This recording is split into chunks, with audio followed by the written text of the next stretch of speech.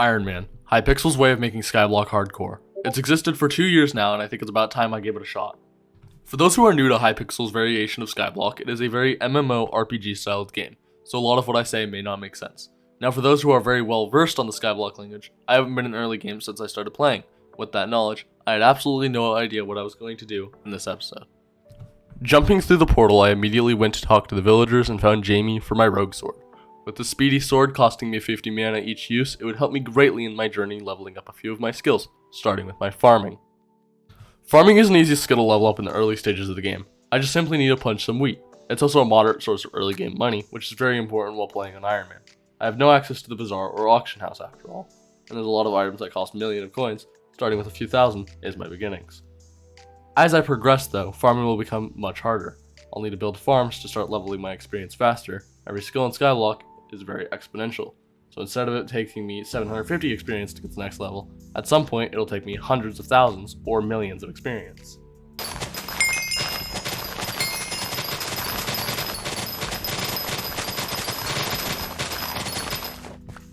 The next skill I chose to work on was my foraging. I'm not the biggest fan of foraging, but it plays a big importance in progressing through the game, as each level of foraging offers 1 to 2 strength stat, increasing my damage.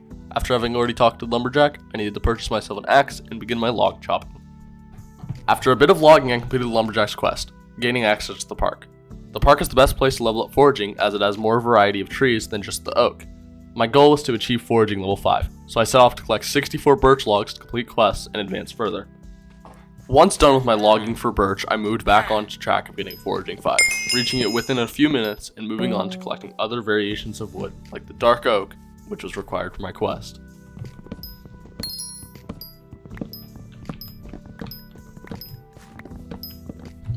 Completing my quest, I claimed my rewards, a small storage which I would later place down for my cobblestone minion, allowing me more access to materials without the worry of storage space slowing me down.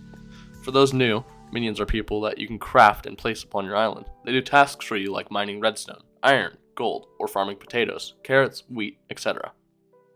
They're constantly active and very useful towards progression of the game, later needed.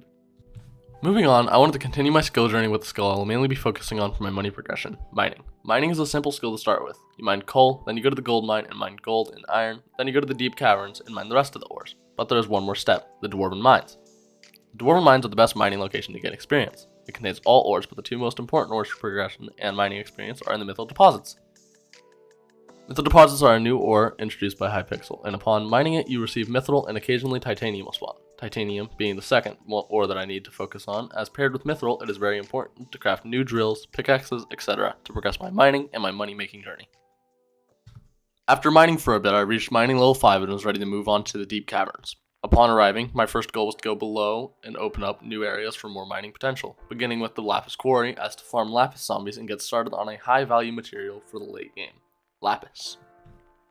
Moving on from mining, I set a goal for the next few videos. I'll achieve Ender Armor. Ender Armor is an armor set that doubles a player's stats while on the End Island, which is very useful to dealing damage, and since the End is where most early game progression will take place, I will need a set of this armor, and my newly added co-op member is also going to need a set, so it's time for some combat experience.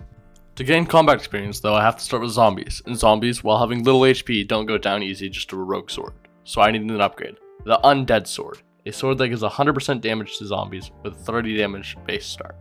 It can even be upgraded further using Smite, which is what I will do later.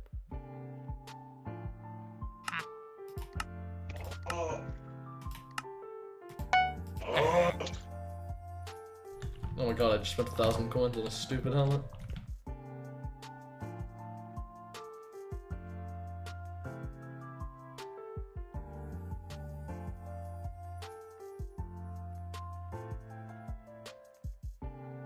Here's a peaceful time lapse of zombies dying.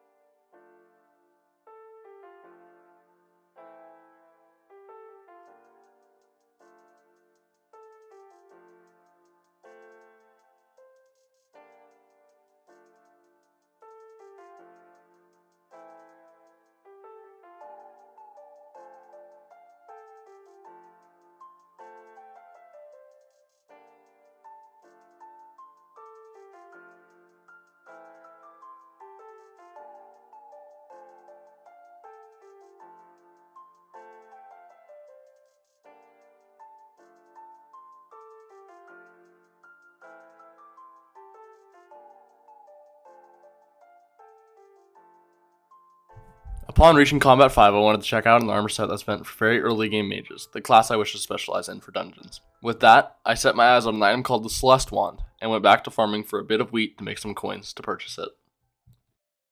Now that I had the coins, I went to buy the Celeste Wand, but it wasn't the best decision I could have made.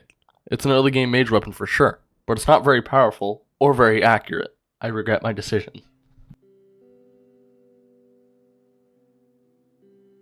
And it does, like, well, it's dookie. It doesn't even work. And that is going to conclude today's video. Thank you for watching, and if you enjoyed, leave a like and subscribe. If you have any questions for me, I'm very active in the comments.